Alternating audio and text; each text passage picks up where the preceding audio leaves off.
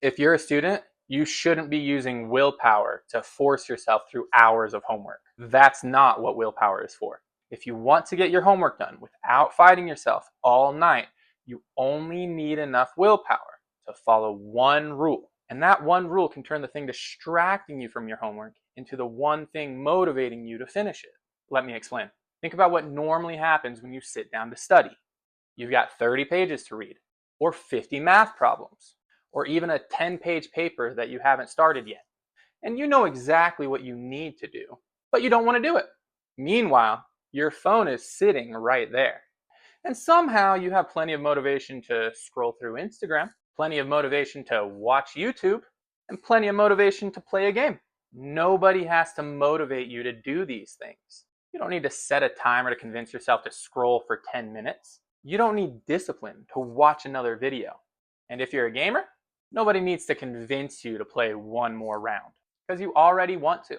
And that's where I think most people are looking at this backwards. Because what if the thing distracting you from studying could become the reason you study in the first place? A lot of productivity advice is about removing temptation. Put your phone in another room, block the website, delete the app, stop playing the game, remove the distraction. And sometimes that's great advice. But I started doing something much different. Instead of asking, how do I stop wanting the distraction? I started asking, how can I make this craving useful? And for me, that answer was chess. I love chess. Probably a little too much. I've played for hours without realizing how much time has passed. And I've stayed up way later than I should have because I kept telling myself the same thing. Just one more game. And then one more. And then one more. And then another. And another. Now, for years, I looked at that as a weakness until I realized it could actually be an advantage. So instead of trying to stop myself from playing chess, I made myself a deal. I could play as much as I wanted, but I couldn't play 2 games back to back. Before every new game, I had to complete one small productive task. Task, chess. Task, chess. Answer one customer message. Chess. Wash a few dishes. Chess. Fold a few pieces of laundry. Chess. Take the trash out. Chess. And I started calling each one of those little rewards a chess bump. A small hit of something that I genuinely wanted, earned by completing a task that I didn't want. And this is where willpower comes back into the picture. Because the system absolutely requires willpower. Just not very much of it. There's just one rule that makes this whole entire system work. Never take 2 bumps back to back. And that's where you use your willpower. You finish the task, you take the reward. And when the reward ends, you're probably going to want another reward. Good. That's exactly what we want. But you can't have it yet. First, you have to earn it. So it's task, bump, task, bump, task, bump, not task, bump, bump, bump. So you see, you don't need enough willpower to sit through 3 hours of something that you hate. You just need enough willpower to tell yourself, not yet. Want another game? Not yet. Want another video? Not yet. Want another bump? Absolutely. But you gotta earn it first. And when you apply this to school, this gets very interesting. So let's say you've got 30 pages of a textbook to read. Most people look at that assignment as one task. Just read 30 pages. I wouldn't do that. You see, I'd break it up. Once you complete maybe 3 or 2 or even 1 page, that's a bump. 3 more pages, that's another bump. Then 3 more pages and another bump until eventually you've read all 30 pages. Or let's say you have a research paper. That's a huge task. So break it down. Maybe find 2 sources. Then you get your bump. Then you write 1 paragraph. That's another bump. Then you write another paragraph. And that's another bump. Then you edit 1 section. And that's another bump. And so on. Let's say you've got math homework. Do 5 problems. That's a bump. 5 more. That's another bump. You can also apply it to flashcards. Say you review 10 flashcards. That's a bump. Or let's say that you have some lecture notes that you want to go through. So you read 1 section. That's a bump. So you're taking this giant thing that your brain doesn't want to do and turning it into a series of tiny obstacles standing between you and something you already want. So here's the easiest way that I know how to explain this. Imagine somebody who absolutely loves slot machines. So he sits down and pulls the lever, and then he does it again, and again, and again, and he just keeps pulling. He could sit there for hours. Now imagine that we create just one rule. Don't worry, he can still pull the lever as many times as he wants to, but before every pull, he has to complete one tiny productive task. So 5 push-ups, pull. Wash 2 dishes, pull. Fold 5 pieces of laundry, pull. Read 3 pages, pull. You see, we didn't remove the thing that he wanted, we just put the productive behavior in front of it.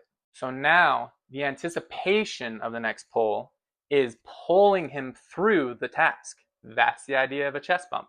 But there is one huge mistake you can make with this. And if you make it, the whole system starts to fall apart. Your bump has to stay small. If your bump is a mini chess game, but you play one game, and then another, and then another, and then another, and another, that's not a chess bump. That's just gaming. Or say you choose YouTube as your reward. One short can't become 45 minutes of recommendations. And that's why the most important rule is so simple. No 2 bumps back to back. And if there's something that you absolutely cannot stop once you've started, don't make that your chest bump. The reward needs to be something you genuinely crave and something you can actually contain. That's important. The goal isn't to give your distraction unlimited control over yourself. It's to give it a very specific job. And I learned this distinction the hard way. About a year before I discovered chest bumps, I went through one of the hardest periods of my life. I had hit rock bottom.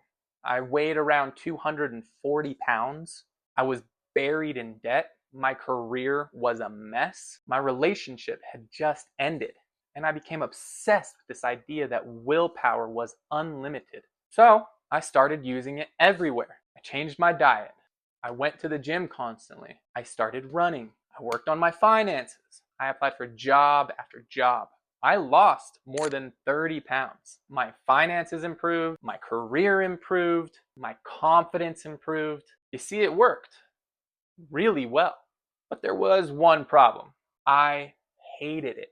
Everything required me to push and push and push. Eventually, I stopped pushing. It was exhausting. And that's why discovering this method later felt so different. With pure willpower, willpower was doing most of the work. Willpower, task. With chest bumps, my cravings were doing most of the work. Craving, task, reward. And willpower? It only had one small job. Control the reward. That's it. I don't need willpower to make chess exciting.